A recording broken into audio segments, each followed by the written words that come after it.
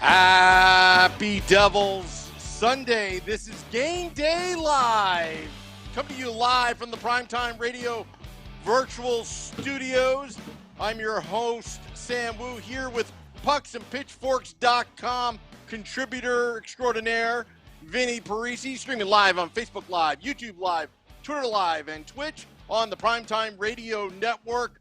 Oh, we've got a host of people chiming in on the Facebook Live and YouTube Live and Twitter Live, Vinny, as this is the first Game Day Live of 2022. And our 2022 record of Game Day Live is we are undefeated. Clean slate, new year. I don't know what you're trying to tell me, Vinny. No, I was trying to say we're 1-0. 1-0 on the calendar year of 2022 with victories for the New Jersey Devils.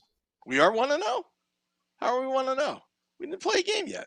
Oh, no. New Year's Eve. I'm stupid. I don't know what I'm talking about. That's why I was confused, Vinny. But anyway, anybody that's watching No. We're about to be 1-0. We're about to be 1-0. Yeah, we're taking the James Franklin of Penn State. We're going to be 1-0 this week. That's all we're thinking about. We're going to be 1-0. Yep. So Devils take on the Washington Capitals. This is a big test for our club, New Jersey Devils, as they're on a 2-game winning streak. Jack Hughes, 6 points in the last 2 games. Impressive win over the Edmonton Oilers. But they're going to face a tough Washington Capitals team, 47 points, leading tied for the lead for the Metropolitan Division. Devils, again, had their problems in the last 6 weeks, but now looks like they're about to turn the corner. I believe Elaine Nazardine is going to be filling in for Lindy Ruff, and it's going to be the same lineup as the Edmonton Oilers. So, hey, this is what we're getting out of Elaine Nazardine. He's sticking with what works. We're not changing anything around. We're not guessing because the team is playing well right now. Yeah, and so the game against the Buffalo Sabres, people are like, okay, well, the Devils, they played really well. They got the win. They did what they needed to do. But it's the Buffalo Sabres. They lose to everybody. And then it's like, okay, the Edmonton Oilers. They're not a great team. They're not a bad team. They're a pretty good team. Connor McDavid, Leon Draisaitl, 2 of the best players in the NHL. You can argue they're the 2 best players in the NHL. And although the Devils weren't able to fully stop them, not many people are, they contained them just enough to get the win, but it's like, okay, that's another step in the right direction. You beat a bad Buffalo Sabres team, and you beat a good but not great Edmonton Oilers team that's very top-heavy. Well, now it's like that test is being increased even more. The Washington Capitals are legitimately one of the best teams in the Eastern Conference. I would put them in the top 5 of the Eastern Conference. Alexander Ovechkin is right there for the Hart Trophy candidacy. Evgeny Kuznetsov is having an outstanding year. They got Nicholas Backstrom back. They get good goaltending from Samsonov. And it's a really good test for the Devils to try and see if they can make it 3 in a row. And I'd like to see if Jack Hughes can do it again. He played a really good game against those Buffalo Sabres and an excellent game against the Edmonton Oilers. I thought Nico Hischier was outstanding. Yegor Sharangovich is starting to look really good playing on a line with Jack Hughes. I'm loving Jesper Bratt's game. It's just been really good going for the Devils over the last couple days. And since the Christmas/COVID pause there for a minute, it's been really fun to watch. And Devils are playing well, or hopefully against some good teams coming up here. And not a lot of people are going to give any weight to this, but if they win today and the Boston Bruins beat the Detroit Red Wings, the Devils will be 3 points out of a playoff spot, which is remarkable for the last 6 weeks have gone. It tells me 2 things. It tells me that the beginning of the season was awesome. They played so well that the following 6 weeks of just a disaster didn't really stick a fork in them on the season. And it tells me that there's reason to be motivated if you're a player on this team right now. You know, you're 3 points out in the beginning of January of 2022. It's like, okay, let's see what happens. Let's see if Nico Hischier and Jack Hughes can continue putting up points the way that they have been lately. We know they could drive their own lines. Can Jesper Bratt lead an NHL team in scoring? We'll see. Can Yegor Sharangovich get it going? Yanni Kuokkanen had a nice goal. Dawson Mercer's back. There are so many reasons to be excited about this team being only a couple points out of a playoff spot. Do I think they're going to make the playoffs for sure? No. But, just to have something to build on and go forward with, it could be much, much, much worse right now. Yeah, and you know what? I said this earlier in the season, game day live, especially that those October games just may have saved the Devils' season, because right now, when you're winning, when they got those wins in October, you were patting on the points. They lost their lead. They lost, all the benefits of winning in October.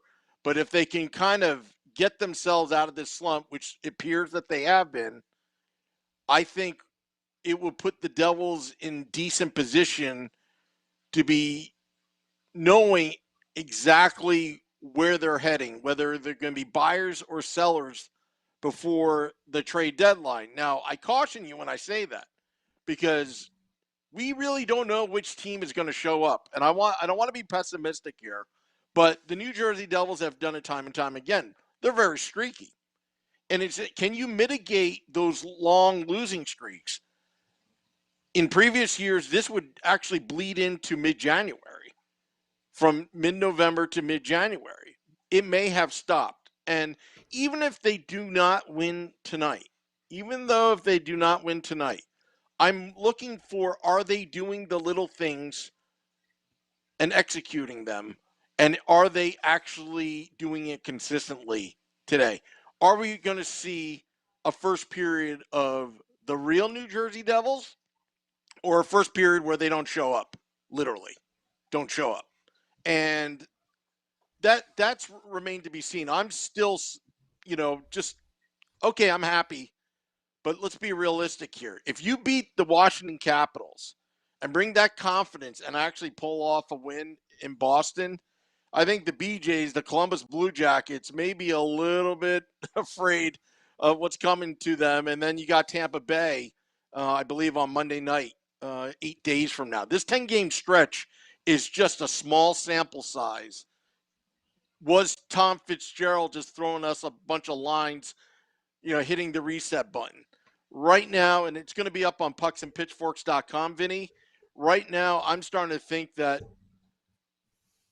Tom Fitzgerald did not push the nuclear button. I think he gave everybody the confidence. Everybody was waiting to hear what Fitzgerald had to say. I was very critical of ownership telling us to be patient, but I think Scotty's right that we want to hear from the GM. He finally spoke. So far, the Devils are 2-0. And actually in pretty, I wouldn't say convincing fashion, but they're doing the right things, and the right things are happening for them right now. I'm not seeing any kind of stupidity, that we saw in those 6 weeks. It was fair for you to be critical, in my opinion, of ownership for the whole be patient thing. I believe it was during the intermission on an MSG Networks broadcast. I couldn't agree with you more on being critical of that. Now, I'm not saying he was necessarily wrong. Of course, you have to be patient. That's what being a fan in sports is, especially with a young team and one that lotteries and has been building around these 2 draft picks that they made in 2017 and 2019. Of course, that requires patience. The reason I had a major issue with it was because it sounded just so tone deaf from ownership. It's like, you're telling us to be patient. People have been patient for the New Jersey Devils since 2012, when they were smoked in the Stanley Cup final, and watched all 3 of their 30 goal scorers leave in an 18-month span. I've been patient since then. So That's why I had a major issue with it.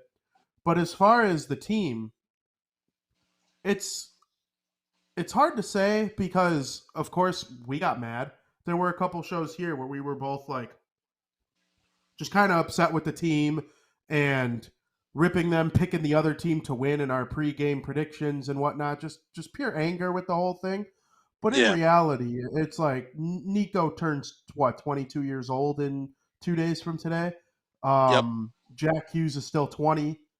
Dawson Mercer is a big part of the future. People roasting Ty Smith as if he's a bust when 90% of NHL defensemen struggle at one point or another within their first 2 years. Ty Smith went through a little bit of a lull early. Newsflash, he's been pretty good lately. You have Dougie Hamilton. Graves is good. So, yeah, you do need to be patient, but just hearing it from ownership with everything that's been going on with them over the last couple of years just sounded tone deaf. But with the team as a whole, I agree with you. They're going to go through ups and downs the rest of the season. As a result, I don't think they're necessarily going to be a postseason team, but I think we will look back at the 21-22 season as one where big things happened for important players on the team. And that's all I'm really looking forward to going forward. I loved, and I can't tell you enough, I loved seeing Jack Hughes and Nico Hischier lead the way to a comeback victory over the Edmonton Oilers on Friday. And when it went Jack Hughes, Connor McDavid, Nico Hischier, all scoring within a span of like 5 minutes there, and it's like 3 of the last 6 first overall picks scored a goal in the first couple minutes of that game. It was like, okay, well, we know Jack Hughes and Nico Hischier aren't Connor McDavid, and they never will be because nobody's Connor McDavid. We need to start see them fitting in with that number one overall alumni. I mean, most number one overall picks turn out to, at minimum, be pretty good players. Like Ryan Nugent Hopkins is an example of a guy he's a really good player, 70 points. He might not be like that superstar. He probably wouldn't go number one if you redrafted that thing. I would love if Nico Hischier became that. And then Jack Hughes, he could take it to a whole new level. As long as neither of them are Nail Yakupov, that's okay with me. But just seeing them come together and get that win, it was nice to see.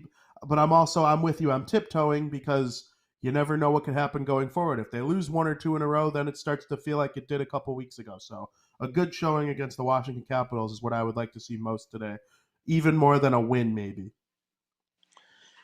Yeah, and I want to see as well if the Devils are going to get pushed around physically, and if because the Boston Bruins did this last season when they were there was a stretch where the Devils actually did pretty well against the Bruins for Mm-hmm. whatever reason, right? It's like, oh, playing the Bruins again, we're going to win, and Kyle Palmieri turned into Superman every time he played the Bruins last year.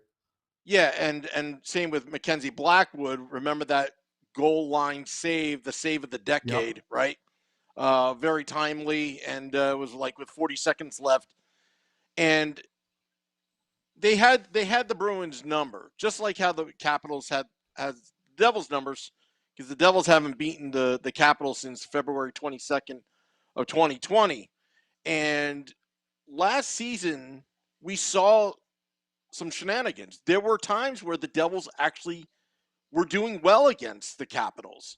And what did the Capitals do? They threw their shenanigans at them. And the Devils didn't know how to respond. And Jack Hughes, I remember, was taking unnecessary hits and there was no response. No response whatsoever. How I know this is because I talked about it and I got crap about it, saying from some people, "Oh, this new NHL, you're talking old school. That stuff is obsolete." No, it's not. There's a certain way you can do it without getting penalties and letting the other team know your presence. Case in point, what Nathan Bastion has done in the last 2 games on the power play, you're putting beef up front. I talked about this on the Woo Report. I want more beef. Again, I'm not trying to go back to the 1970s Philadelphia Flyers, Broad Street Bullies days, but I am going to say you should come in and play hard every night and make the opposition work. And when they pull those shenanigans, you have to respond, not just Jesper Bratt like last year. You got to respond as a team concept, have each other's back. Oh, does that sound familiar? Tom Fitzgerald, December 20th, that, impromptu press conference about having your guys back. And I think that's what I want to see today more than anything else, because this is a veteran team, the Washington Capitals, and they're tough. They're going to be tough all night long. Even the way that they finesse and score is tough. Like when people think of Alexander Ovechkin, they think of a guy who has essentially been a power forward his whole career. Nobody thinks of Ovechkin as a power forward because he's got 1,200 points and he's going to break Gretzky's goal record in approximately 4 years, 6 months, and 27 days. And the fact that he's a power forward kind of catches people off guard when I say that, but it's like, it's true. Guy has led his team in hits until Tom Wilson started coming around. And even the slap shot is just powerful. It comes off as like a mean goal, if that makes sense. Like if goals had Yeah. personalities, Alexander Ovechkin's would be of the mean variety, just because he pounds it home every time. And so, yeah, a tough team like that, led by some extremely tough players. Nicholas Backstrom and Evgeny Kuznetsov are right there with McDavid and Draisaitl as the best 1-2 punch down the middle in the league. They're both sensational dishers of the puck. And guess what? Each of them can score goals too. If you just think you're going to cover Ovechkin the whole time, you're going to get burned by those two guys roaming up the half wall on the other side of the rink. So there are just so many things to like about this Washington Capitals team. I would not be even slightly surprised if they won the Stanley Cup again this year after winning it in 2018 for the first time in franchise history. And New Jersey's own John Carlson, a top 5 Norris guy, again on the back end for them, Dmitry Orlov. It's just a tough team, so I'm with you. The Devils bringing what they need physically is going to be a big part to this game. I think Nico Hischier is just as important in this game as he was against Edmonton. They're going to need him to, again, you might not shut down McDavid. He scored 2 goals, but there are times where other opportunities presented themselves and nothing came of it. 2 goals could have been 4 or 5. And it's crazy with those Hall of Fame, like all-time great type players, but that's just the way it is. I would almost bet Ovechkin scores a goal today. The Devils are going to take a penalty. Like, we'll see what happens with that. But, like, it's just about containing them, getting your own chances, capitalizing on some of your own chances. And you brought up Nathan Bastian. Let me just tell you something about Nathan Bastian. I don't believe the New Jersey Devils win that game against the Edmonton Oilers without Nathan Bastian. Of Absolutely. course, the goaltending, I know he gave up 5, but the only one I really had an issue with was because the Yamamoto deflection would have beat any goalie. McDavid beats any goalie. I can't exactly remember who scored it for Edmonton. It was just like one little shot that beat him. I probably would have thought Blackwood would probably want back, but he made some saves at certain times that allowed the Devils to win the game. Of course, Jack Hughes, Nico Hischier, those guys did their job. But Nathan Bastian, getting to the front of the net on the Jack Hughes power play goal and just standing there in front of Mike Smith. Or how about that game tying goal with the goalie pull, Yeah. where the Yep. shot came in from the point and it was deflected in front, and whose booty was parked right in front of the goaltender Smith? Nathan Bastian. Without net front presence like that, it's very hard to score on even the lowest tier NHL goalies, because guess what? They're still NHL goalies, and they're hard to beat if they can see the puck. If you take their eyes away, it makes Jack Hughes, a Nico Hischier that much more dangerous. And so you need someone like Nathan Bastian. I've always said Nathan Bastian can make a career. He could become a very wealthy man if he just continues to park that rear end in front of the goaltender, maybe bank it some rebounds, create a couple deflections. It's extremely useful in the postseason if the Devils are ever able to get there, as long as he's in his prime. So, you think of some of the old teams that were winning cups, like the Chicago Blackhawks, for example, someone like Brian Bickle. People wondered how he could go from scoring 13, 14 goals a season to having 7 or 8 in the postseason. Well, it's because he goes to the front of the net. And in the postseason, if you have a net front presence like that, Taves and Kane are going to find their way. It's the same thing with Nathan Bastian. If he can keep getting to the front of the net, he's going to help the Devils win games. And it's, quite frankly, it's a lot of fun to watch, because that's like how hockey's designed to be played. Yeah. Yeah. And I, just like a geek, I replayed that screen 10 times over when Dougie Hamilton, number one, Dougie Hamilton got it quickly to the net with about 31 seconds left of the game. He didn't, he was poised and just flicked it up there.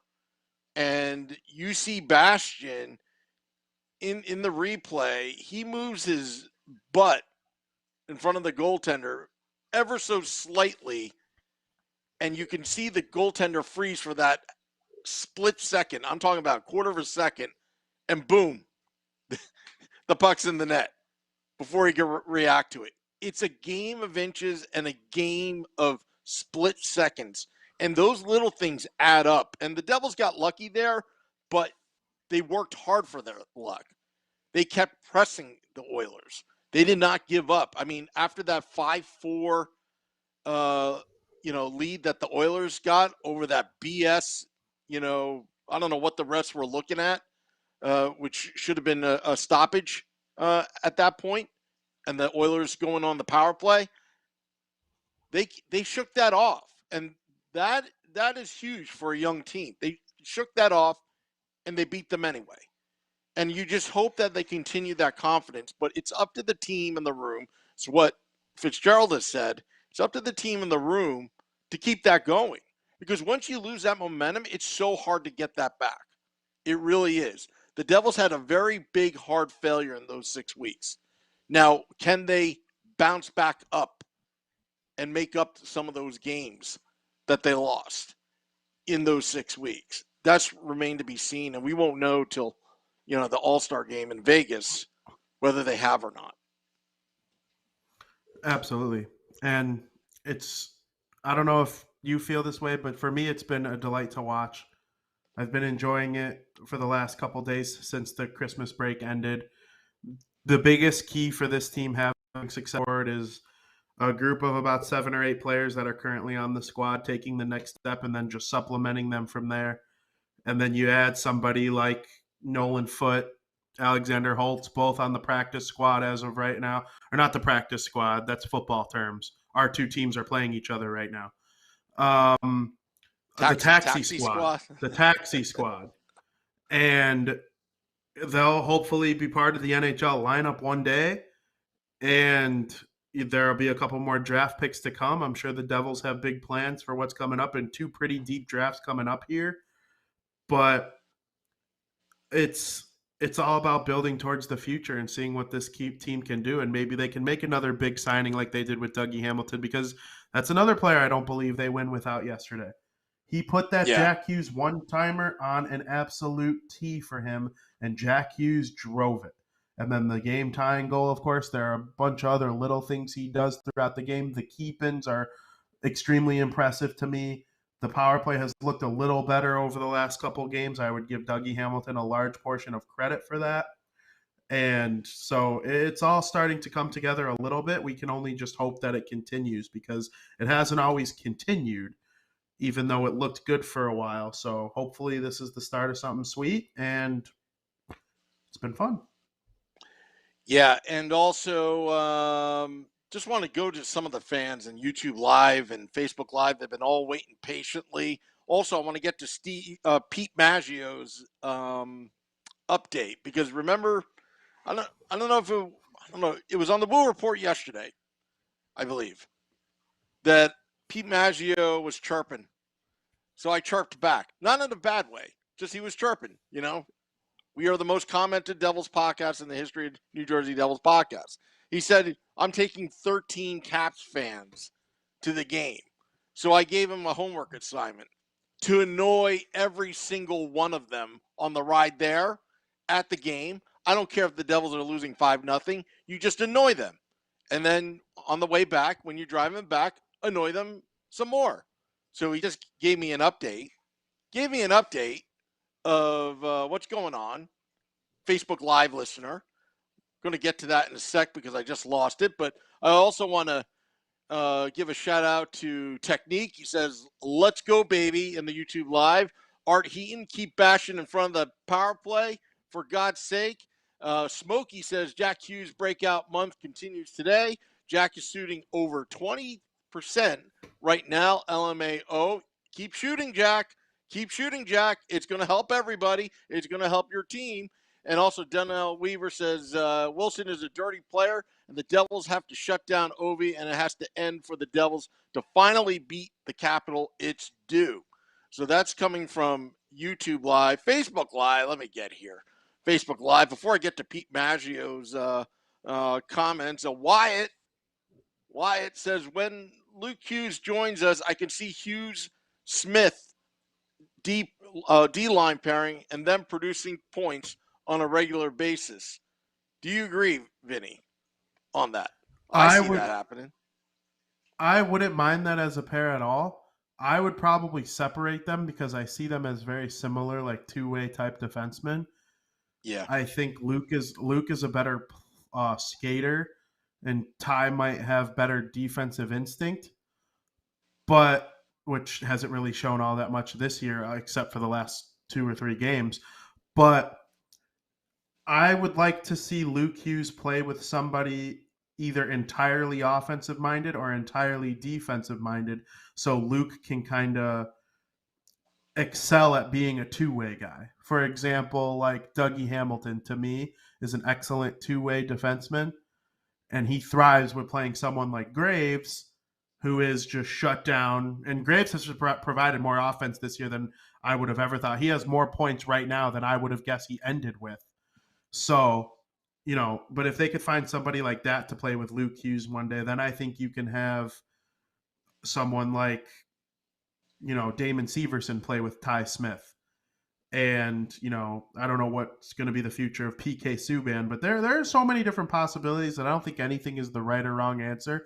But I like the idea of having Ty Smith with an offensive-minded guy, like a completely offensive-minded guy like Severson, and then have Luke Hughes try to really develop into like one of those top NHL defensemen, which in that case, you kind of need to be a little more two-way.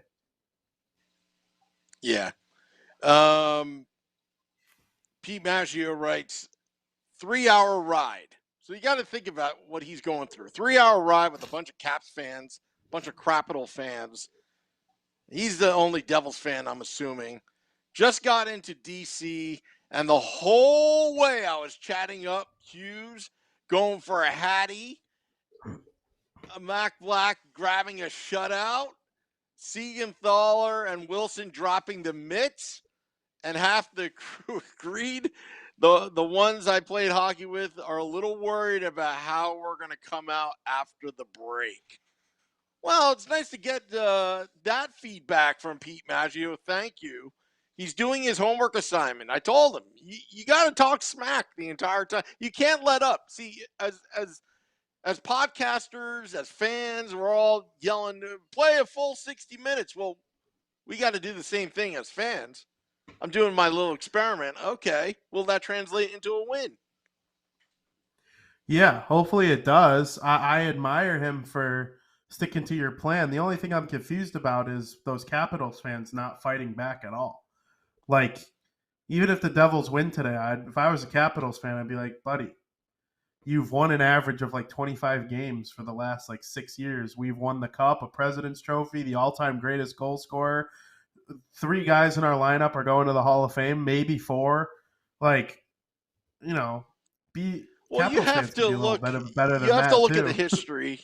You got to look at the history of the Washington Capitals. Okay, there was the original 6 team, and then I believe another 6 came out. I think they came in the class with the Flyers, right? And you got to look at the Washington Capitals, the history of the fan base. They didn't see a cup till just recently. Throughout that entire time of existence, nothing but heartaches, nothing but failures along the way. They had some great moments. They had some great teams, actually. They had a great defenseman named Scott Stevens that bolted to St. Louis, and then suddenly Lou was able to grab him for the New Jersey Devils. Okay. And they've had Adam Oates, they've had Peter Bondra, they've had Sergei Gonchar, all these great Capitals players, right? But never won a cup.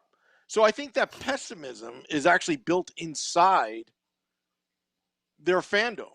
Reason why? They're second fiddle to the Flyers for so many years, not winning a cup, realize the geographic location. And on top of that, I remember the years when they really sucked. Yager didn't really work out well. They spent a lot of money. Also, Olaf Kolzig got them there to Stanley Cup Finals, but they couldn't even grab a win. So that's why I think there's the pessimism, and they're trying to not jinx themselves. But they're quietly deep inside thinking they're going to beat our New Jersey Devils. But, Vinny, let me tell you something. That reverse psychology is not going to work on any of us because we know better. No, not at all. You're right. The Capitals have been around for a long time. I don't think they were part of the second six. I believe that was the North Stars, the Blues, the Penguins, the Flyers, the Golden Seals, and the Kings. Okay, I think the maybe I'm Capitals. wrong. I think the Capitals came around when the Oilers came around, if I remember the history of the league correctly, which is like slightly after the second six. But even still, it's a long time. And you're right. They kept saying our year, and then they never won the thing. Ovechkin scoring all these goals. Even before Ovechkin, they had to be bad enough to win the lottery to get Ovechkin because Yager didn't work out. And even once the Capitals really started to reach their prime that they're currently in now, they couldn't get over the Pittsburgh Penguins in the second round until they finally did. And then they ran into the Vegas Golden Knights in the Stanley Cup final. It's like, okay, are they finally going to make it to the Stanley Cup final and then lose to the expansion Golden Knights in year one of their existence in the Cup final? But no, they beat them. So if I was a Capitals fan, I would be extremely You're right. proud. You know But why I thought it was that long?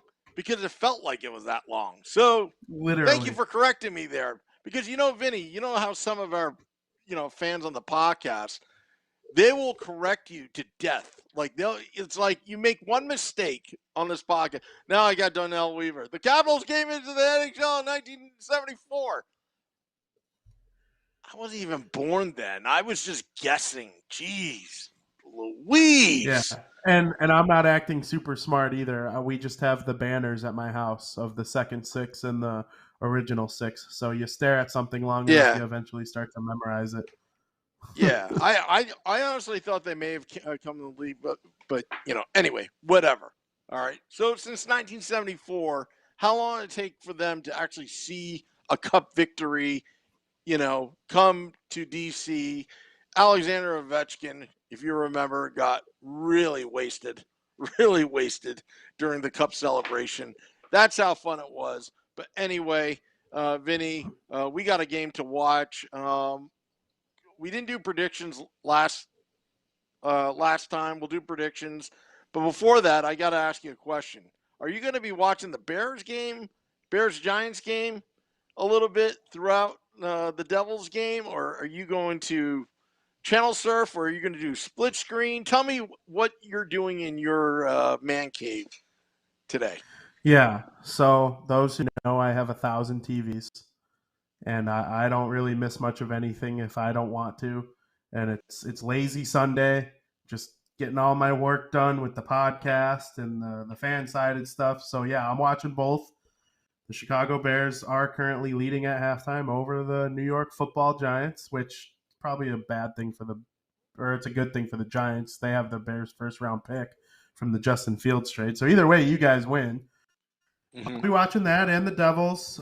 Keeping an eye on what's going on around the NHL today. I know the Bruins were on. I haven't seen the score since I last looked because I'm also interested in that because of playoff seeding and all that, of course. But yeah, we'll be watching the Green Bay Packers play Sunday Night Football tonight too against the Minnesota Vikings. I always like watching my division rivals play football, so it's definitely going to be a good time watching all these sports today. As tough as the COVID year has been, and catching the virus, trying to avoid the virus, debating the whole thing, it's just nice to have something to watch and something to cheer on. Yeah. So Yep. that's where I'm at with the whole sports thing. People could get mad at a hockey take all they want or despise me as a human being for like thinking a certain hockey player is good. I'm like, you guys, we're just trying to have some fun. The world is upside down. Let's just enjoy some hockey, some football.